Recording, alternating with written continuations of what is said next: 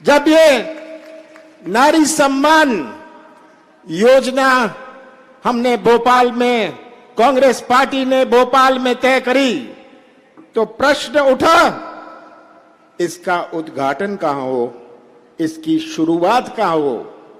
सबने अपने अपने जिले की बात करी। सबने कहा आप यहां करिए, आप खंडवा में करिए, आप रतलाम में करिए, आप रीवा में करिए। पर मैंने तय किया, और नकुल ने भी आपको बताया, कि मैं वहां इसकी शुरुआत करूंगा जहां मैंने अपना जीवन समर्पित किया है। छिंदवाड़ा को अपना जीवन, अपनी जवानी समर्पित करिए, वहां इसकी शुरुआत करूंगा। मैं अपनी माता और बहनों को धन्यवाद देना चाहता हूं।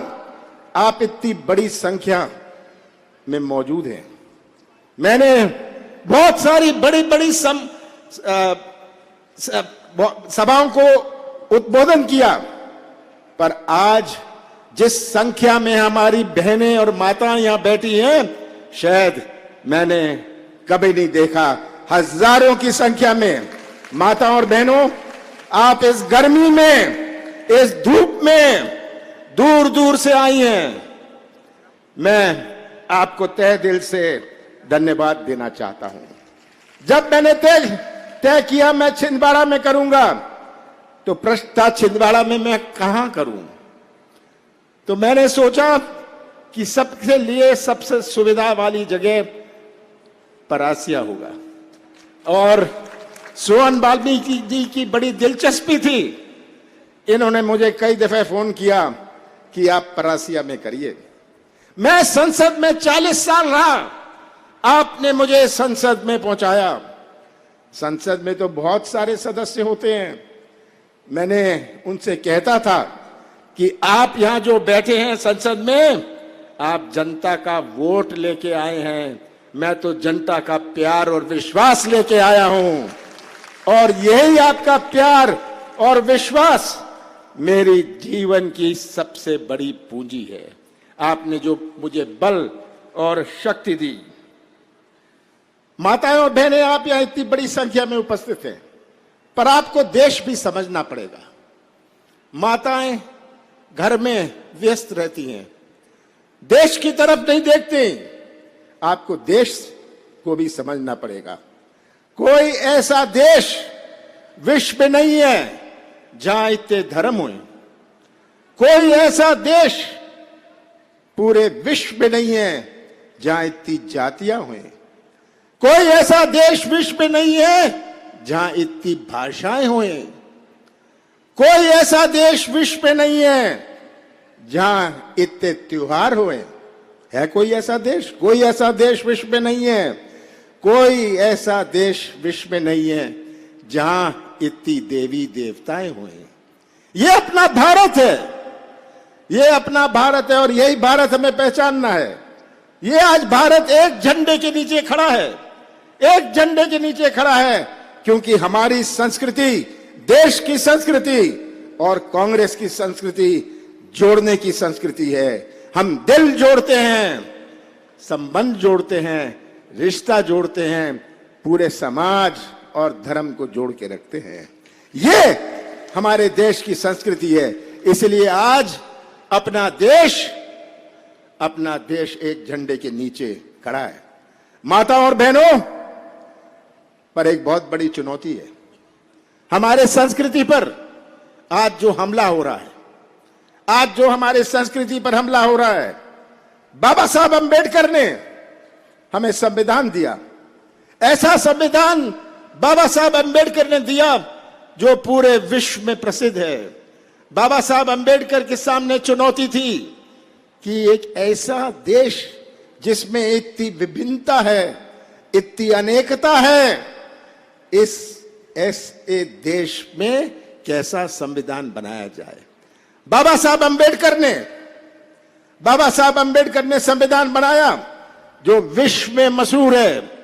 बहुत सारे देशों ने बाबा साहब अंबेडकर के बनाए हुए संविधान की नकल करी, पर अगर ये संविधान गलत हाथों में चला जाए तो क्या होगा भविष्य का।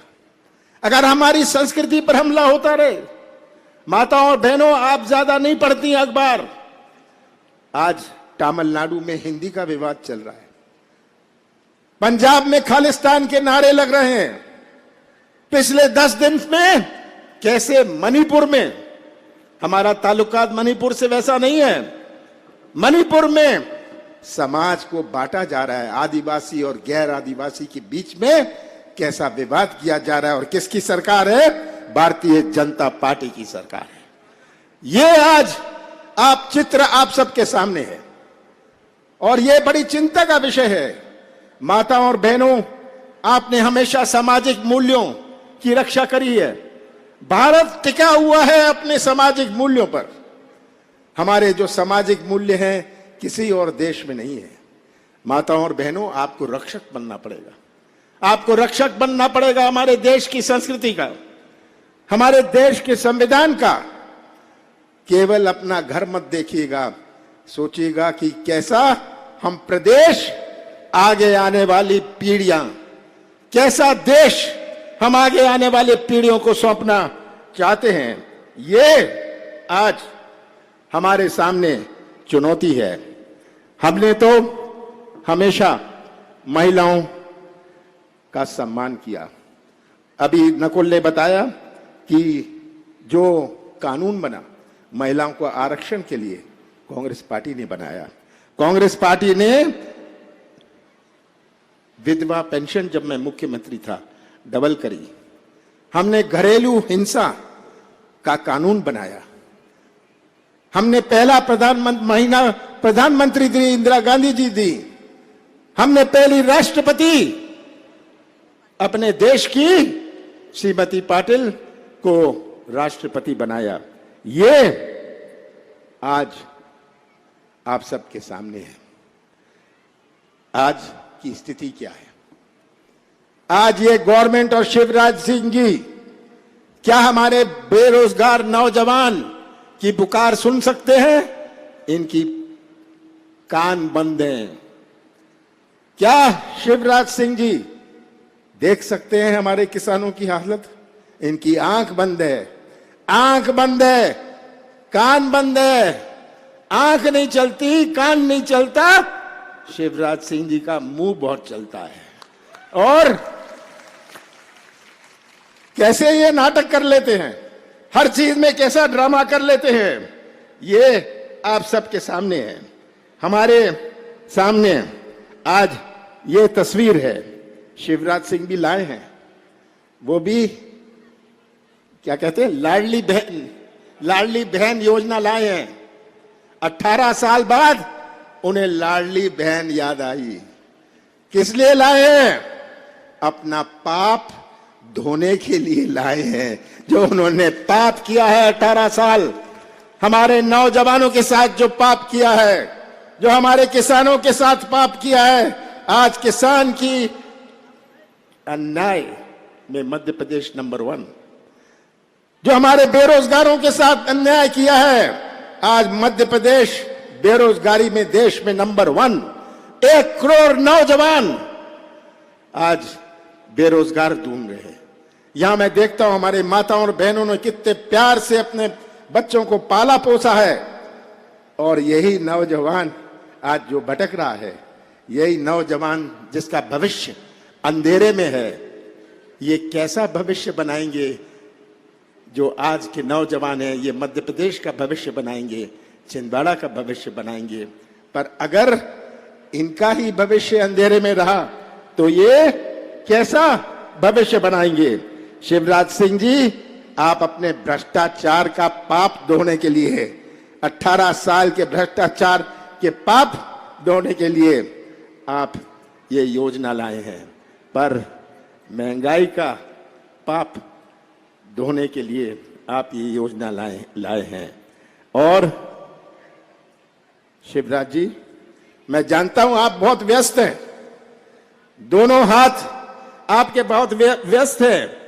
एक हाथ है व्यस्त भ्रष्टाचार में और दूसरा हाथ है व्यस्त अत्याचार में। ये शिवराज सिंह जी हमारे हैं। और मैं तो यही कहूंगा कि ये तस्वीर आप सबके सामने है। 5 महीनों में चुनाव है। शिवराज जी जगह जगह जा रहे हैं, घोषणाएं कर रहे हैं। ये घोषणाओं की मशीन बन गए हैं, झूठ बोल रहे हैं, झूठ की मशीन बन गए हैं। और अब मुख्यमंत्री तो ये क्या है, ये तो क्या मंत्री है, शिलान्यास मंत्री है, ये भूमि पे कुछ पूजन मंत्री है। तो मैं शिवराज जी आपसे पूछता हूं, जनता को जवाब दीजिए, आपने दिया क्या? आपने दिया क्या? आपने महंगाई दी, आपने बेरोजगारी दी, आपने भ्रष्टाचार दिया, आपने घर घर में शराब दी, ये शिवराज सिंह जी ने दी, बलात्कार दिया, आदिवासी अत्याचार दिया। ये शिवराज जी तस्वीर है प्रदेश की। और मैं तो, मुझे पूरा विश्वास है मध्य प्रदेश की जनता पर और हमारे छिंदवाड़ा की जनता पर कि आप पहचान लेंगे कि मध्य प्रदेश में बीजेपी के पास बचा क्या है। पुलिस, पैसा और प्रशासन। पर सब याद रखें, कल के बाद परसों भी आता है, कल के बाद परसों आता है। तो इस पुलिस, पैसा और प्रशासन का आप जो उपयोग करना चाहते हैं कर लीजिए 5 महीने में। जनता आज पहचान रही है, आपको अच्छी तरह पहचान रही है। अभी सोहन वाल्मीकि जी ने WCL की बात करी, WCL की जमीन। आप सब इसी इलाके के हैं, बहुत सारे इसी इलाके के हैं। WCL को जमीन दी गई थी, लीज में दे गई थी खदान के लिए कि कोयले के खदान खोलें। खदान बंद हो गए, पर अभी तक WCL में जमीन का कब्जा करके रखा है। मैं मुख्यमंत्री था, मैंने शुरुआत करी थी कि ये लीज कैंसिल करो, ये लीज कैंसिल करो और हमारे गरीब लोगों को ये जमीन बांटेंगे, उनके आवास के लिए ये जमीन बांटेंगे। हमारी सरकार बनती है, हम पूरे मध्य प्रदेश में जो भी कोयले की कंपनियां हैं उनकी हम लीज कैंसिल करेंगे जहां खदान बंद हो गए हैं और उन्होंने कब्जा किया हुआ है। मैं तो आपसे अंत में पूछना चाहता हूं, मैं आप सभी से पूछना चाहता हूं, माता और बहनों को हर महीने 1500 रुपए चाहिए? बताइए, चाहिए? किसान भाइयों को कर्ज माफी चाहिए? कर्मचारियों को पुरानी पेंशन चाहिए? 100 रुपए 100 यूनिट बिजली चाहिए? युवा को रोजगार और उद्योग चाहिए? हमारी सरकार 2018 में बनी थी, हम वोट से हमने सरकार बनाई थी। 2020 में इन्होंने सौदे से अपनी सरकार बनाई। मैं भी सौदा कर सकता था, मैं मुख्यमंत्री था, पर मैं मध्य प्रदेश की पहचान सौदे से नहीं करवाना चाहता था। मैंने कहा कुर्सी बाढ़ में जाए, मैं सौदा नहीं करूंगा। तो आज जब हम इनसे प्रश्न पूछते हैं, जब हम इनसे प्रश्न पूछते हैं, ये जवाब क्या पूछते हैं? ये कहते हैं कांग्रेस ने क्या किया 70 साल में। मैं बताता हूं कांग्रेस ने क्या किया। मोदी जी, अगर आप स्कूल गए तो वो स्कूल कांग्रेस ने बनाया था, और शिवराज जी, अगर आप स्कूल और कॉलेज गए, वो स्कूल कांग्रेस पार्टी ने बनाया था। तो आप अपना हिसाब दे दीजिए जनता को, आप हमसे ना पूछिए। हम तो हिसाब देने को तैयार हैं अपने 15 महीने का। हमारी नियत और नीति का हमने परिचय दिया। हमने अगर किसानों का कर्जा माफ किया, कौन सा पाप किया? अगर हमने गौशाला बनाई, कौन सी गलती करी? अगर हमने 100 रुपए 100 यूनिट बिजली दी, कौन सा गुनाह किया? अगर हमने माताओं और बहनों की पेंशन बनाई, विधवा पेंशन बढ़ाई, कौन सा गुनाह किया? कौन सा पाप मैंने किया? ये सब आपके सामने है। और अंत में तो मैं यही कहना चाहता हूं, शिवराज जी, समय आ गया है। 5 महीने बचे हैं और ये जनता आज जो सामने बैठी है, 500 रुपए में गैस सिलेंडर चाहते हैं, 500 रुपए में गैस सिलेंडर चाहते हैं। समय दूर नहीं है, 500 रुपए का गैस सिलेंडर आपको मिलेगा। और शिवराज जी, 5 महीने बचे हैं, मध्य प्रदेश की जनता आपको विदा करेगी, बड़े प्यार से विदा करेगी, आपको घर बिठाएगी और फिर से मध्य प्रदेश की विधानसभा में क्या होगा? मध्य प्रदेश की विधानसभा में कांग्रेस का झंडा लहराएगा। आप सबका बहुत बहुत धन्यवाद। बहुत बहुत धन्यवाद।